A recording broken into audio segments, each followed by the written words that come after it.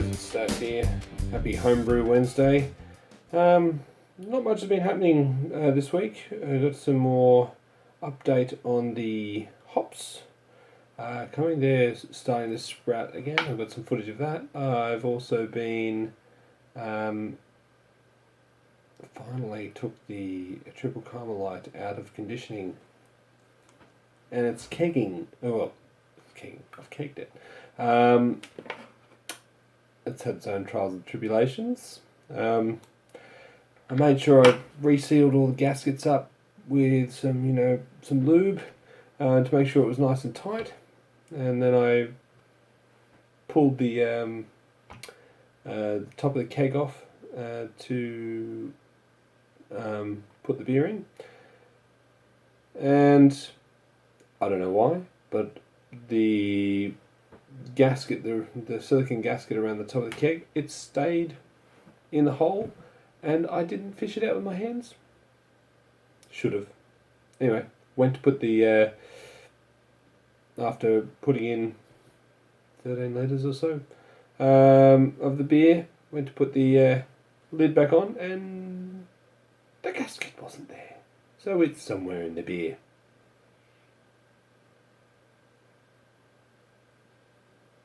Not good. But on the plus side, it is totally sterilised, so I'm hoping that it's all fine. Time will tell, hey. Anyway, but what I thought I'd talk about today is this beer here. Now this beer is called... Oopsie daisy, wrong. What's going on here? Here we go. Here we go. Wit You4EVA.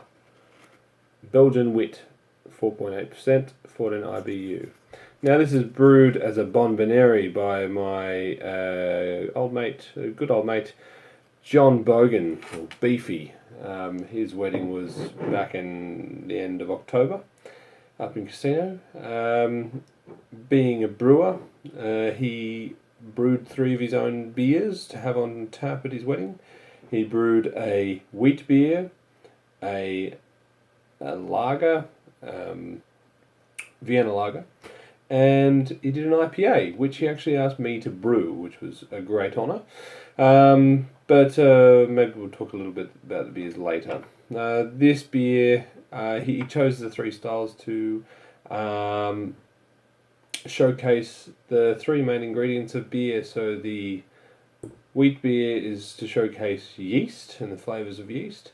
The Love Lager was to showcase the malt in a Vienna lager, and the IPA for the hops. So, and guess it was really good, and all kegs blew on the night, so they must have been good. So, anyway, about this beer, what is it? What can I tell you about it? Okay, so reading from his little blog post that I have, maybe I'll link that in the description down below. It says, I played around with a few yeast strains and malts to get the balance of tart and sweet, but kept it lower in alcohol that would please the masses. Having an abundance of mandarin peel has meant that I could go hard with the aspect, and with a 10-minute boil addition and dry hop, I used vodka to soak the zest and kill off any bugs before adding to the fermenter for a slight touch of spicy bitterness, only 14 IBUs.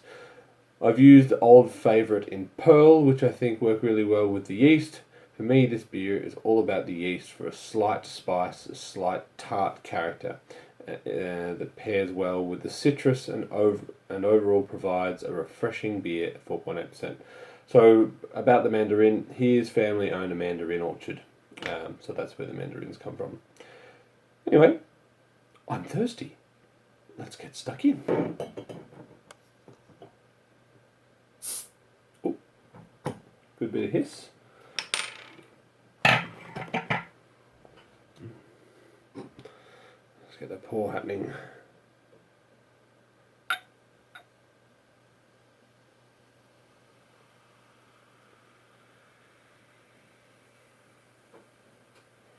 Look at that. Pretty clear. It's not going to focus. Come on. Focus on my hand. Focus on the beer. Yeah, so you can see bubbles streaming up. It's pretty clear, just a little bit hazy. But that is a delicious looking beer. Nice fluffy head. It's about a month, 2 months old now. Because I know they did it a month or two before the wedding, because they wanted to do the IPA nice and fresh. Anyway, let's go for a smell. Yeah, getting those big yeast character there with the spicy notes. A little bit of citrus and that sort of that Belgian character. I don't know what yeast he used.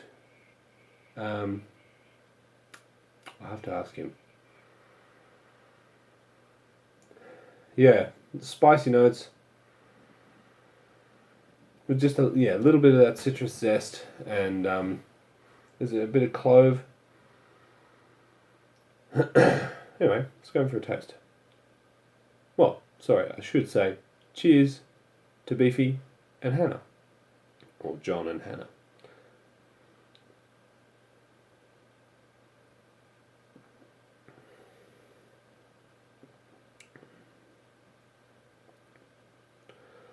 Oh, that's delicious.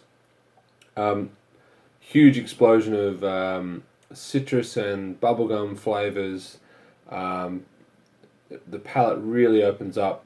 You get that slight acidic tartness across the mouth from the I'm assuming it's from the mandarins. It's a much softer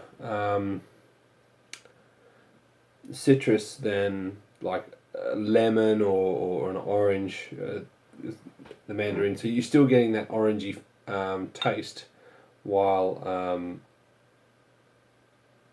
without it being too zesty. So it's quite a soft citrus. It's really nice.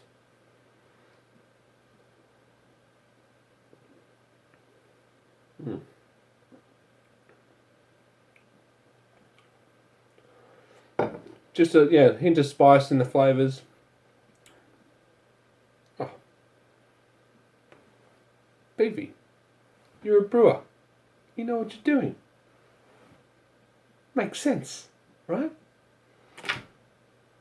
Thank you again. So I think I'll wrap it up there. It's probably going to be too long again. I'll just chuck a couple of bit of footage from this week on the end. But until then, hope you're having a good week and drinking good beer, making good beer.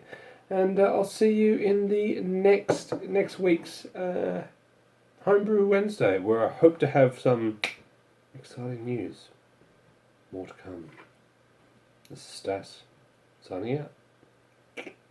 This is the Hallertau hops. Has started to grow a little bit more. Still very slow going. Let's check out the cascade. So now we've got little sprouts or shoots. Dad, Yes, darling. there's a little spider web on your hops. Oh, there is too.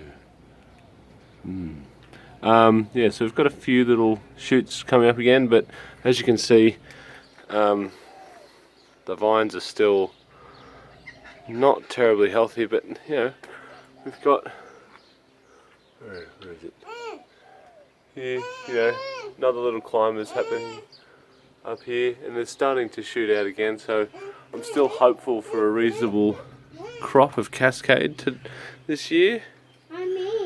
But yeah, we'll keep you updated.